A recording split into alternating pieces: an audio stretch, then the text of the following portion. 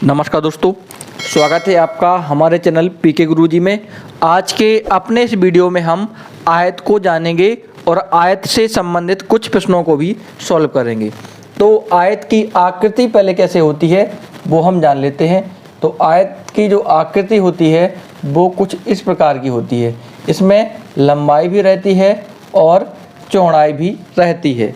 अब आयत के कुछ सूत्र भी कभी कभी पूछ लिए जाते हैं, जैसे कि आयत का क्षेत्रफल क्या है। तो आयत का जो क्षेत्रफल होता है इसका फॉर्मूला होता है लंबाई गुणे चौड़ाई, यानी L × B।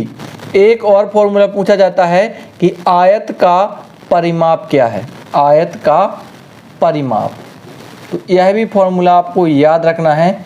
आयत का परिमाप होता है 2 ब्रैकेट में लंबाई प्लस चौड़ाई। तो यह दो फॉर्मूले आयत से संबंधित मुख्यतः पूछे जाते हैं। तो इन्हीं दोनों फॉर्मूले का यूज करते हुए हम आज का अपना यह वीडियो स्टार्ट कर रहे हैं। अब हम आगे के प्रश्नों को जानेंगे। तो आज का जो सबसे पहला हमारा प्रश्न है कि एक आयत की लंबाई 6 मीटर और चौड़ाई 8 मीटर है, तो आयत का क्षेत्रफल क्या होगा। हमें बताना है कि जो आयत की लंबाई दी गई है वह कितनी है, 6 मीटर, और इसकी चौड़ाई जो दी गई है, यानी चौड़ाई किसको हमने माना था, चौड़ाई माना था B को। तो चौड़ाई कितनी है, 8 मीटर। तो आयत का क्षेत्रफल कितना होगा।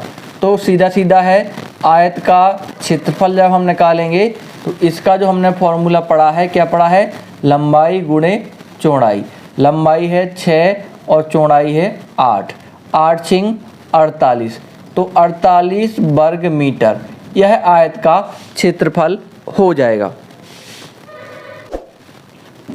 दूसरा जो हमारा प्रश्न है कि एक आयत की लंबाई 15 मीटर तथा विकर्ण की लंबाई 17 मीटर है, तो आयत का क्षेत्रफल ज्ञात करो। अब इसमें हमें लंबाई दी गई है 15 मीटर और एक क्या दिया है, एक हमें विकर्ण दे दिया है। विकर्ण कितना दिया है, 17 मीटर। अब उसने हमसे पूछ लिया है कि आयत का क्षेत्रफल बता दीजिए। अब आयत का क्षेत्रफल अगर हमें ज्ञात करना है तो हमें उसकी चौड़ाई भी तो पता होनी चाहिए। तो चौड़ाई निकालने के लिए फॉर्मूला क्या लगाएंगे, विकर्ण का वर्ग बराबर लंबाई का वर्ग प्लस चौड़ाई का वर्ग। विकर्ण हमारा है 17, तो 17 का स्क्वायर हो जाएगा। लंबाई है 15 है, तो 15 का स्क्वायर प्लस चौड़ाई हमें ज्ञात करना है। 17 का करेंगे तो 17 17 होता है 289 और 15 15 होता है 225। यहाँ पर कितना हो जाएगा, B स्क्वायर। अगर हम 289 में से 225 को माइनस करते हैं तो यहाँ से बचेगा 64 और यहाँ है चौड़ाई का स्क्वायर। तो चौड़ाई कितनी निकल आएगी, इससे चौड़ाई निकल आएगी 8 मीटर।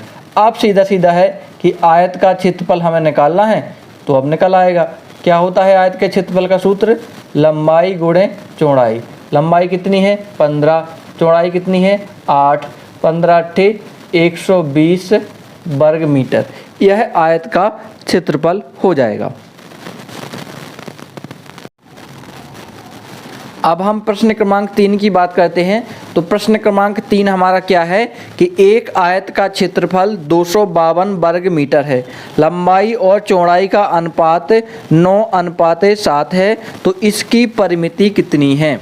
उसने जो दी है कि लंबाई और चौड़ाई, इसका अनुपात दिया है 9:7। तो हम क्या मान लेते हैं कि लंबाई हमारी कितनी है 9x और चौड़ाई कितनी है 7x। तो लंबाई गुणा चौड़ाई बराबर क्या होता है, आयत का क्षेत्रफल। और आयत का क्षेत्रफल यहाँ पर कितना दिया है, 252 वर्ग मीटर। तो यहाँ मल्टीप्लाई करेंगे तो x का स्क्वायर हो जाएगा और यहाँ 252 के बटे में 9 चला जाएगा और 7 चला जाएगा। सॉल्व करेंगे, 9 से काटेंगे 9 दूनी 18 और 9 8 72, 7 से काटेंगे 7 चौको 28। एक्स स्क्वायर बराबर 4, यानी x की वैल्यू कितनी आ जाएगी 2।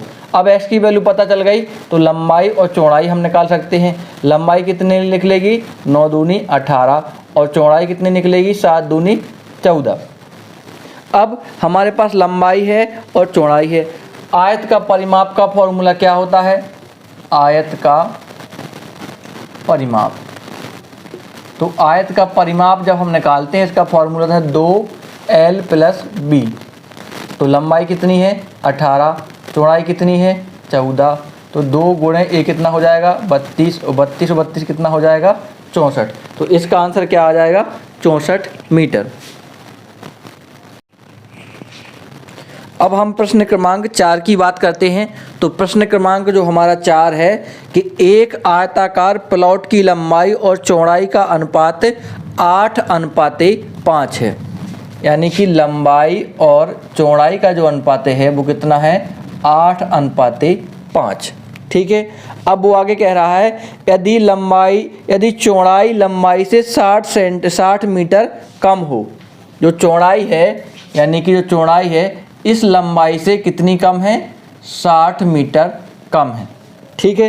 अब आगे पूछ रहा है तो प्लाट की परिमिति कितनी है। हमें प्लाट की परिमिति या प्लाट का परिमाप बताना है। ठीक है। तो अब इसको हम कैसे सॉल्व करेंगे, इसमें हम सीधा फॉर्मूला लगा देंगे। ये क्या दिया गया है, लंबाई और चौड़ाई का अंतर दिया गया है, कितना है 60। अब हम यहाँ से देखते हैं तो इसमें अंतर कितना है, इसमें अंतर है 3 का, क्योंकि एक जगह 8 है एक जगह 5 है, तो अंतर कितना है 3 का। हमें निकालना क्या है, निकालना है हमें आयत का परिमाप। आयत का परिमाप क्या होता है 2l + b। तो 2l क्या है 8 और b क्या है 5। 8 और 5 13, 13 और 2 13 दूना 26 होता है। तो यहाँ इसको सॉल्व कर देंगे, काटेंगे तो 20 आ जाएगा। यहाँ बचेगा 20 × 26, 26 दूना होता है 52, तो 520 मीटर हो जाएगी आयत की परिमिति या आयत का परिमाप। तो ये क्वेश्चन था, हमने इसको शॉर्ट विधि से लगाया है। अब इसको हम लॉन्ग विधि से भी लगा के देखते हैं। अब लॉन्ग विधि से क्या लगाना है कि हम मान लेते हैं कि आयत की लंबाई कितनी है 8x और चौड़ाई कितनी है 5x। उसने कहा है कि जो इसकी चौड़ाई है लंबाई से, यानी l - b बराबर कितना आएगा 60। l है 8x, यहाँ पर है 5x बराबर 60, 3x बराबर हो जाएगा 60, तो x की वैल्यू कितनी आ जाएगी 20। अब x की वैल्यू आ गई है, हमें परिमाप निकालना था। परिमाप क्या होता है 2l + b। 2l की वैल्यू कितनी थी 8x, इसकी वैल्यू थी 5x, तो 2 × 8 5 13 × x। x की वैल्यू हमारे पास है, तो 2 × 13 × 20, 13 दूनी 26, 26 दूनी 52, 520 मीटर। इस प्रकार से भी इसका आंसर आ जाएगा। अब हम प्रश्न क्रमांक 5 को देख लेते हैं। तो प्रश्न क्रमांक 5 है कि किसी आयत की लंबाई में 10% की वृद्धि और चौड़ाई में 10% की कमी कर दी जाए तो इसके क्षेत्रफल में कितना परिवर्तन होगा। ठीक है। तो उसने कहा है कि लंबाई में क्या करना है 10% की वृद्धि, जो चौड़ाई है उसमें क्या करना है 10% की कमी। तो पूछ रहा है कि उसके एरिया में क्या परिवर्तन होगा। तो इसके लिए एक सीधा फॉर्मूला होता है ±r1, यानी कि जो पहली फिगर है, फिर ±r2 और फिर +r1 × r2 भागे 100। ऐसे सवाल हमें इस मेथड से सॉल्व करना है। तो पहला क्या नंबर है, यहाँ पर r1 होगा l और r2 होगा b। तो पहले क्या किया, उसने कहा 10% की वृद्धि कर दी जाए लंबाई में, तो यहाँ प्लस का क्या हो जाएगा 10। फिर चौड़ाई में 10% की कमी कर दी है, तो यहाँ हो जाएगा माइनस का 10, प्लस r1 की वैल्यू थी 10 और इसकी वैल्यू थी माइनस का 10 बटे 100। ये 10 तो ये 10 कट जाएगा, यहाँ हो जाएगा माइनस का 100 बटे 100, ये कट जाएगा, माइनस का 1 बचेगा, यानी जो इसका एरिया आएगा उसमें 1% की कमी हो जाएगी। तो ऐसे ही नॉलेज बढ़ाने वाले वीडियो देखने के लिए जुड़े रहिए आपके अपने चैनल पीके गुरुजी के साथ। अपने नेक्स्ट वीडियो में हम आपसे फिर मिलेंगे, तब तक के लिए जय हिंद जय भारत।